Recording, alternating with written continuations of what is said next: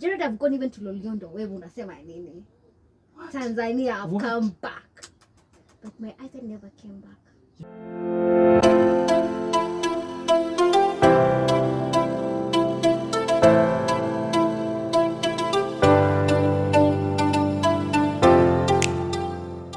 Hi guys, welcome to Gerald Empire Show, and today I have a very special guest who will be sharing her story, and I believe and hope that at the end of this story, probably you, my subscriber there, you will be in a position to really get some motivation and even some education out of her story.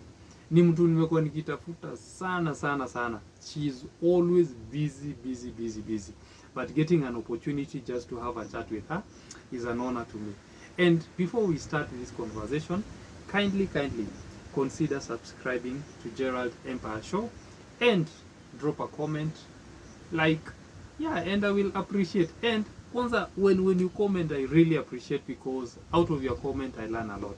So without further ado, let us get to hear the story from our guest. Karibu sana. Asante sana. Kindly introduce yourself. I am Patricia.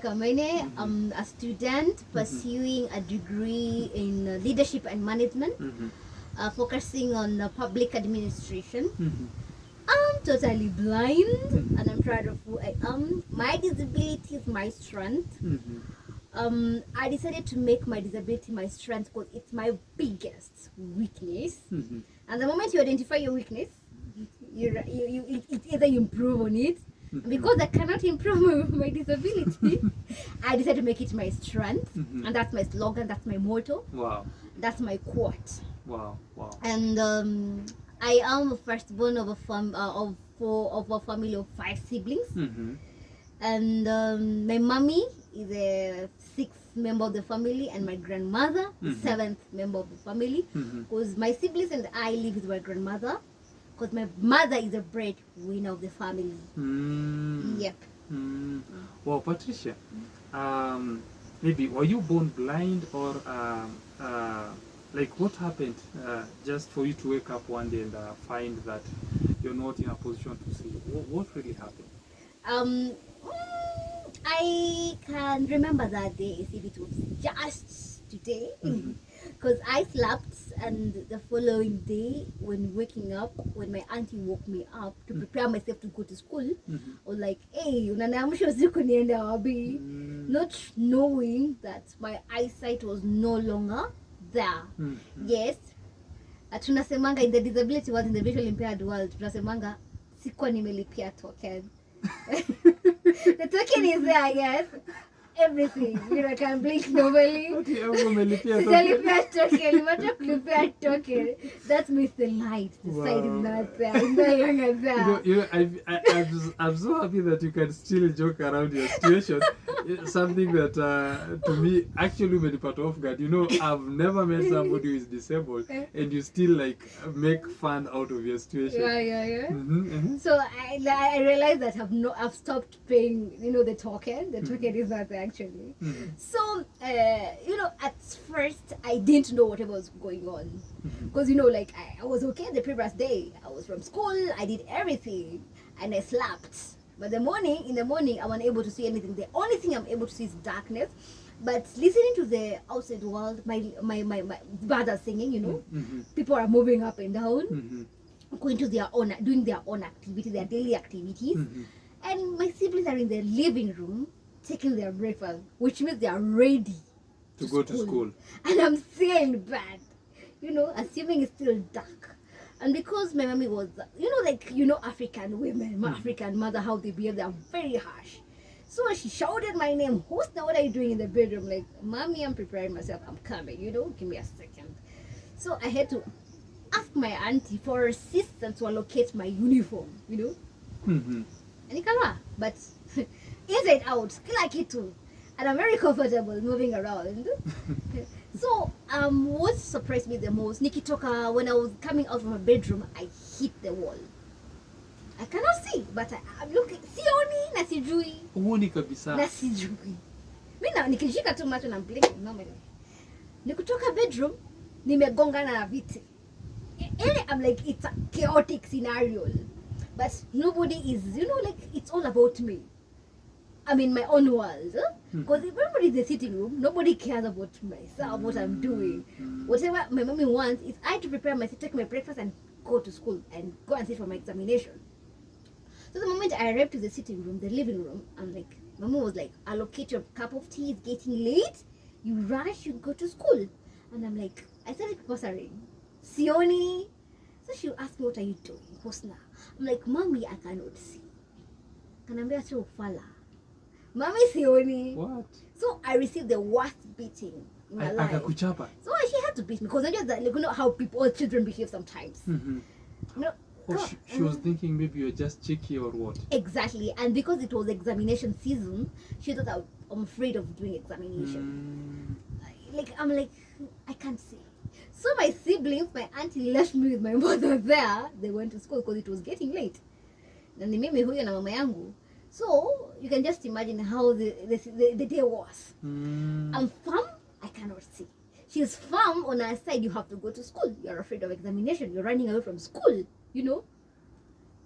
And on my side, I'm like, I'm still dreaming. Maybe wakishe lights, nitaona. But no, it was daytime. Light was all over. So she took me outside. Because aliniambia nitoke nje, I was unable to do so. Nikagonga ukuta. So she had to assist me. She took me outside and she left me there and she went. Within a few minutes, she came with her friend. You know how women behave? When they're confused, they have to seek for assistance and support, advice from other people. So after she came with her friend, zile test kwa macho, I don't have senses. Nastukia kidole kwa jicho. Hey. What else can I do? So her friend advised her, if you've beaten her up and she's still firm on her decision, she cannot see. Now, because she's a tough woman. She was not in the whole village. So take her to the grandfather, mujadiliane what you can do. Because this is a serious matter. Ukiangalia, she cannot see. Even the senses are not there. Eyes itoroka kidole. No, the way ujifanya alafu like you try to wanafanya hivyo waone ni kama utanini. Mimi niko uko tu hapo. Do your bullshit and you leave. Sioni na senses. So my mommy took me to my grandfather's place because it was just a few distance, a walking distance, a 5-minute walking distance. So my grandfather was like, guy, what did you call na she just pretending. Everybody was like, I'm pretending. I'm just getting into bushes. So my grandfather was like, go and prepare. Go and prepare her. We go to the hospital. Because this is getting out of hand, This is serious. So my mom went and prepared me to Ken Hospital. We went to a sun dispensary there, and they were like, no, we can't touch her. We don't have the equipment. Take her to the level 4 because they have all the equipment. So I was taken there. But to my surprise and the surprise of my parents and my grandfather, because my daddy was not there by then, he was in Nairobi because he was a breadwinner. My mommy being the housewife.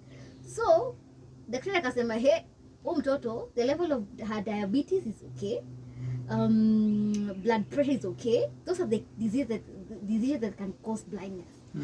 I was okay from any kind of disease, any kind of infection that can cause blindness. So akaambiwa, now mtoto ako sawa, haoni lakini hakuna ugonjwa.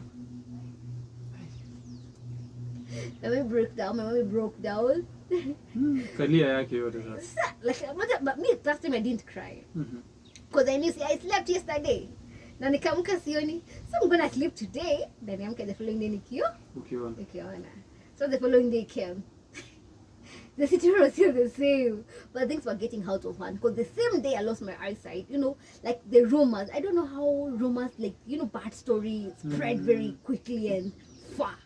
So on arriving to our home place that day, my eyesight disappeared. The company was full of people to confirm if what they have heard is true. I don't think everybody had a good agenda. Nah. Some of them said, all stories were cooked. Na zikapakuliwa. Na watu wakapakua na wakakula. Mara ni uchawi, mara ni majini, mara it's a curse, mara it's a punishment. Wazazi wamejichanganya. Kila mtu, like every version of story was cooked. So if it's witchcraft, which means kama ni mtu ameniroga, anaweza roga the other people from the community, you know, like this is a family that you are supposed to be scared of. If it's a punishment, they can also be punished. If it's a curse, they can also get the curse. You see? So stigmatization was there. You know, people talking about you. And yes, I'm a little girl, yes, but all these things are getting into me. Sielewi kile kinaendelea, but zinaniingia pole pole. Today unakuja, kesho utakuja. You came to confirm if I'm blind, yes. And why didn't you not come to the following day? You know, like marafiki unajikata pole pole. I can't see. I cannot go to school. I have to stop my education. Because in the village, nobody believes that a PWD, a person with disability, can get education. Education is a no-go zone for a person with disability, especially for a person with visual impairment. How you gonna study? How you gonna benefit the society? It's all about benefiting the society, not you as an individual. So I dropped out of school. That was, you know, from 2007, now at this point, because kila mtu anabelieve there's a hand of a human being. Even if hakuna hand, I'm saying something happened. Not like, because even the relatives on the side of my father believe that mommy had a hand on it actually. So they're like, uchawi, maybe mtu aliendea uchawi.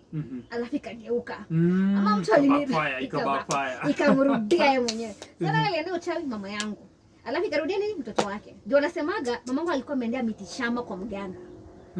Mimi nikachungulia kwa kibeti. Oh my God. But there's nothing of the sort that happened. Nothing completely. You see? Sasa tunaambiwa we have been referred. Kuna home man of God. I've gone to Pastor Mosili. I've gone to, you know, all these big pastors. Big people, but no cure was found. Nimeenda kwa waganga. Mimi hata kinaangalia tisho moja, that's why I put the gigas. Although I have beautiful eyes, I know I have beautiful eyes, but I have to put on shade because of one eye. It has a whitish thing in it. Mganga aliinterfere nayo. Aliweka nini huko ndani? Let me tell you, I've gone to a mganga. This was the worst experience ever. Unaona kwa mganga mpaka anakuweka hizo madamu za kuku, dawa. Kwanza ya dawa, it was so painful. The most shocking thing about this witch doctor, ameniweka dawa, anasema hii dawa aliweka mtu mzima, especially a man, and he even peed on himself. That was not a joke. And I mean, nimewekwa, and I'm crying all over, and she's laughing at me. It was very ironical and very weird. So me, I didn't pee on myself, which means I was strong. But the bad thing about it, after working on dawa yote, sikuona, it made my situation worse. Because all of a sudden macho zilivura. Alafu zikakuwa black, zikatan. Oh my. So niliokolewa na dawa fulani zilibaliwa kwa nini chemists. Ikawekwa macho zikarudi back to normal. You can just imagine, umeenda Maka Lions Hospital, the best hospital in Kenya, kuhusu macho, alafu wanakuambia uliangalia lunar eclipse. Personally, I've never seen a lunar eclipse. But I think the doctors were like, what are we going to tell the parents? Na ukienda hospitali lazima upatikane ugonjwa. Wezi ambao hakuna ugonjwa. Wametibu nini? Pesa imetolewa bana. So I think walitafuta reason. Wakasema niangalia lunar eclipse, ikapoteza macho yangu. But niliangalia lunar eclipse usiku. That was the most, you know, like, aeronautical part of it. It was a very, niliangalia macho lunar eclipse usiku, na inakuanga usiku. Me, I've never had inakuanga usiku. So, like, such manner kwanza kwa watu wa Mungu, like, another experience of a man of God taking advantage of me, you know. Nimepelekwa kwa wase, people may actually, like, mamangu kuna mabango kwa, so hopefully these people can, you know, they're gonna do their miracle. They're gonna plead God, arudisha seti mtoto. And because I was, you know what, Shwandoba anasemekana ni very innocent. Wanaka dhambi. So God is gonna hear their prayer. So I was taken down. So we met Bishop and the pastor. We never met the deacon. So they were supposed to be 3, but we met the 2 people. So they wanted the amount of money. Although mamangu ndio wezi enda mahali, alafu pende the amount of money hapo kwa hapo. You're not prepared psychologically, na ukuwa nayo. So the little they had, walipeana. Sasa not knowing these people walikuwa na ukora yao. Because there were 2 of them, they shared amount of money among themselves. Na ile ilibaki wakaenda kwa deacon, wakasema mama mtoto ameleta this amount of money. Wakashare wakiwa 3. These people have benefited twice without the knowledge of the deacon. Sasa I remember the first day nilienda kwa deacon, pastor amenifuata, amenifanya ananiweka dawa kwa macho, amenishika matiti proper. What? And they're just growing, you know. Nimeanza grow, nini, and then he's all over my boobs.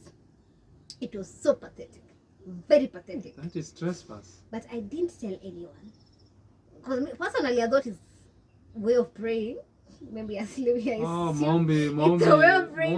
Mombi inaingia na njia tofauti, okay.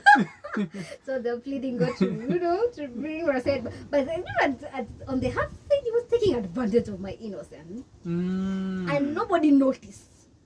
Nobody noticed. You see, the person is a pastor. Yeah. So the way tumelewa, you don't question a pastor. Yeah. Kuna maswali, you don't just wake up and you start questioning any person who is maybe any pastor, exactly. Bishop, nini. So Sasa imagine that is the place I had the worst experience. Umelala njaa, unaamka njaa, unashinda njaa.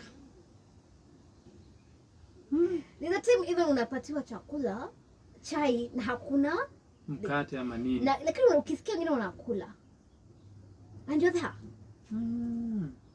But what can I do? There's no my mother there, there's no my siblings there, there's no my father, there's no my granny there. So I had to survive. I remember nilikaa hapo almost a month, I think a month, but nilioga mara mbili. And I remember I'm a girl child. Mara mbili? Nilioga mara mbili. Ni maji hakuku ama ni nini? Siwezi kuambia. Ama ulikuwa unaogopa kwenda kuoga? Lazima niekewe maji niye nioge. Oh, yeah, kama utaniekea siwezi yoga. Na were you asking? Ulikuwa Ni kwetu. Ni kwetu. That's not my home place. But they know as a girl child I have to take a shower. Yeah. You know, these are grown people. You don't have to tell them whatever they're supposed to do. Yeah, sure. And because kwa kitu ya kwanza mara ya kwanza, unaona kuna mtu ananishika. I'm not comfortable and I'm not safe. So it's even now even risky. Nashinda njaa, nalala njaa.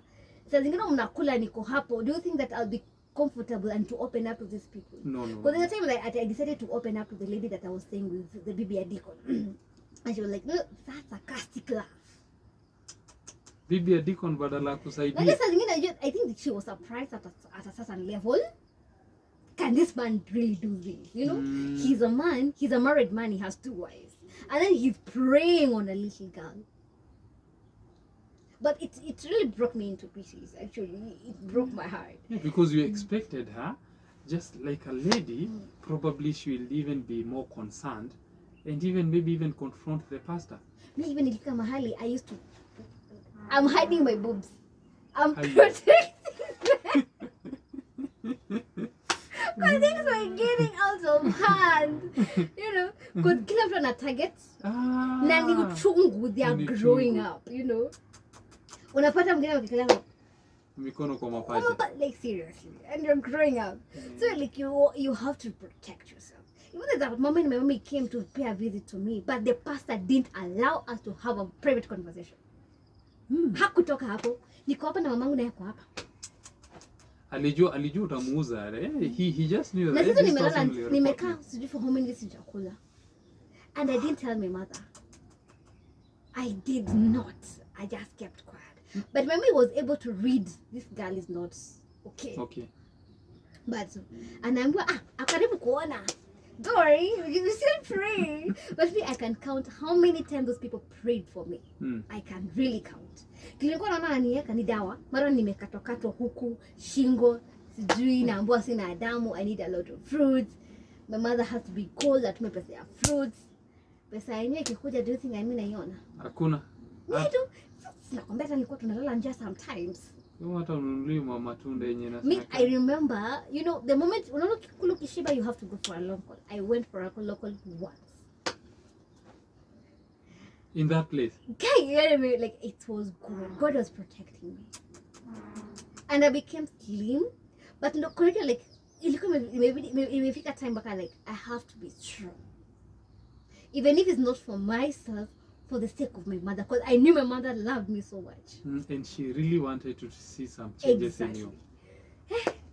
Kikaumana, sasa Lumana ilibidi mama kuja kuvua vurugu because they didn't want to release me. There's the amount of money they were demanding from my mother. But sikuwa nimeona bado. And then like livurugana, si mama akatoboa how much money she has spent, and yet I've not received my eyesight back. So the deacon was aware. More money was spent, more money was given, but he was not aware of it. Where did the money go? Sasa deacon alisema mtoto ariziwe aende. I was so dirty. Nguo zangu zilikuwa zimesokiwa sijui for how long. And it was a mess. I went back at home. Nilifika mahali I'm like, okay, Gerald, I've gone even to Loliondo. Wewe unasema nini? Tanzania, I've come back. But my eyesight never came back. And you have gone to all these places. Nothing. Nimeenda Kitui. Pale unasianga waganga ndio kusema. Kitui kwenyewe, Kitui more fire. And I'm here. My eyesight never came back. So it reached a point nikamwambia mamangu enough is enough. And my daddy also enough is enough. Because those times were close to each other. Maybe I want to go to school. Because now, tumejaribu all we can. People are taking advantage. And then we're spending more money, but nothing is happening. Kama nitaonea along the way. So it reached a point where mimi nimekuwa fed up. You know, like as a human being kuna fikanga to an age. Even if I'm a child, nimezunguka ya kutosha. So nimeenda kwa mapasta wakubwa. Like mpaka kwa nganga. Unamwachinga watu wamepona sijui nini kwa msili ukienda nini zake zimejaa hivi. You know, like, and nothing has happened. And since I was a young girl, nilikuwa nilefeel mimi nitaona, nimechoka kwa kipofu. Nitaamka mpaka unaenda kwa mnini una believe nitafunguka macho iko oily open, but the sight is gonna come back. You know that kind of a belief. Nikafika bani kaambiwa wazazi, Mom, Dad, enough is enough. Kama nitaona, I'll see along the way. But what do I want? I want to go to school. And this happened after I have had a certain radio station, no? Imeenda ikapeana donation to a certain school, ikona people wasioona. Kumbe like people can read, can study, and they are visually impaired. So kuna ile idea masomo ikaingia. I can go to school and get education. Although I had never come across a person who have gone to school and you know is educated, and he or she is a visually impaired. Sikuwa nimekama across that person. Sasa hii idea nimepewa na media na radio station. Sasa kuna kale ka enlightenment. So my dad was like, utaenda kusoma aje? You know, I can't educate a blind person. You know, like wasting money. You know, like hakuwa na believe kama naweza soma. But my baby bought the idea. And all of a sudden akapenda na mwalimu wa sister yangu mdogo. But then tulikuwa watatu. Akamwambia kuna shule tutakuwa naenda kusoma, naweza kusoma. But anza pole kumtrain kufanya vitu kama ni kufua nguo, vitu kama hizo kidogo, but you can take her to school. Akaanza kumaliza shule kwa wapi nini. Because that teacher had already gone to that school. Na alikuwa ameona how people visually impaired are interacting, how they are studying. So sasa mamangu amebuy the idea I going back to school. So tukaanza ku-insist. Mimi na mamangu. But my daddy was like, your dad is still not buying into that idea. Yeah, this is wasted of money. You know, this is wasted of money. This is wasted of money. How? You know, I like kitu ya kwanza ni not just zingine you educate a person like to depend on himself or herself. Yeah, exactly. Yeah. But most of the people do it for the society. Exactly. Or for the benefit of other people. Yeah, sure. Atani benefit nani? Nitafaidikaje after forgetting that this person has his or her own life. Yeah, to live. And he or he needs to be independent. Exactly. People tend to forget about that thing. So I think that was the idea of my dad. Mimi ni msichana kitu ya kwanza. Kitu ya pili mimi sioni. Nitambenefit nani? Wastage of resources. Exactly. Wow. Now, Patricia, was a decision maybe reached at some point for you to go to school because you see your dad is not supporting it, your mom at least is supporting it. So did it reach at a point where by now you managed to go to school? Where it took the grace of God. Personally, I've come up since I was a little girl, I've seen my mother being beaten up. Ilifika wakati unajua mamangu alikuwa anapigwa mpaka ananiita Pati, usina kama defend me, nikiuliwa you suffer. Na mimi nilikuwa najua in case mamangu uliwe, mimi ile family kwa nanitaka. Ushaka mahali unajua upendo, nobody loves you completely. In case of anything, you're gonna suffer. Utakaa na dogi. Utaishi na dogi. So I knew that family that like that. Nobody loves me. So mama kipigwa mimi nenda naingililia. So this time nimeenda kuingilia kwa mamangu asiuliwe because babangu alikuwa bouncer. Unaona mtu amebigi mbiki. Na instead aenda kupigana na wanaume anakuja kupiga bibi yake. She was so violent. Very violent. You know, like sasa nimeenda kuingilia katikati ya babangu kanaambia Patricia, do you know? Aliniuliza, "Usina, do you know me?" Mimi nikanyama. Nikamwambia sasa ukiniulia mamangu utabaki na nani? Kanaambia, "Topofu hapa." Kikaumana. Hapo alisema toka, pack your belongings, na utoke na kipofu chako.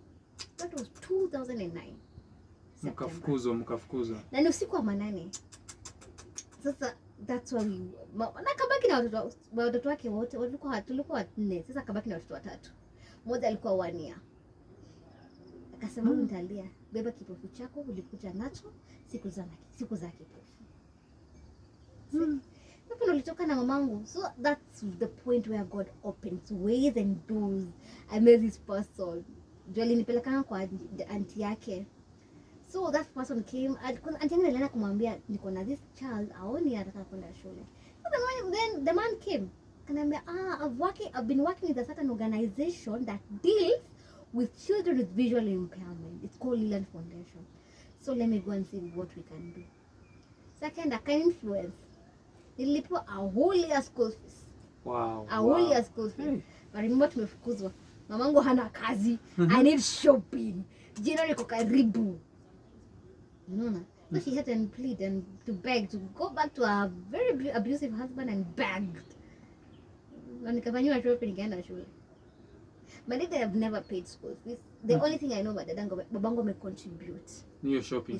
Hizo school upkeep hizo vitu kai hizo. Shopping na ilikuwa tunapitia matatizo before zi contributiwe.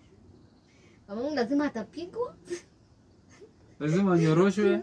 Apigwe ndio pesa itoke. Pesa itoke. Kweli yule alikuwa bouncer wake. Alikuwa bouncer ukweli. Guys, you watching us out there, kindly keep on subscribing to Gerald Empire Show.